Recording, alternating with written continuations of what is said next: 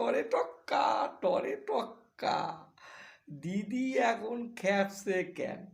কলকাতায় পাকিস্তানরা আক্রমণ করবে, এইটা শুনি না দিদি খ্যাপসে কেন? টরে টক্কা বুঝা ফেলাইছি। যখন নাকি বাংলাদেশি লোকেরা বলে কলকাতা 3 ঘন্টায় দখল করবে, তখন দিদি চুপ করে থাকে। যখন নাকি পাকিস্তানের জঙ্গিরা এসে টহল গায়ে সাধারণ মানুষের অত্যাচার করে, গুলি করে মারে, তখন দিদি চুপ করে থাকে।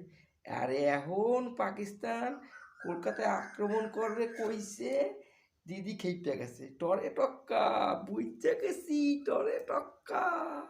হ্যাঁ, এখন যদি এই কথা শুন না, যদি ভারত সরকার বা অমিত শাহ বা মোদি বা আরও কেউ, তারা যদি এই ভুল কাজটা করে ফেলায়, তারা যদি পাকিস্তানরেই জবাব দিতে যায়, মানে যুদ্ধ বাধায়, তখন কী হবে? সেনাবাহিনীর গাড়িগুলি আবার গুইরা চলে যাবে এই কাশ্মীরে সীমান্তে, আর সমস্ত সেনাবাহিনীও কাশ্মীরে মোতায়েন হবে।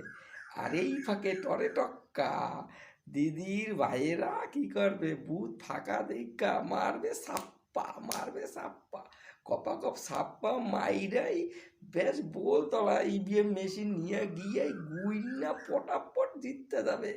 আর কবে কি বিরোধী শক্তি নাই, বিরোধী লোক নাই।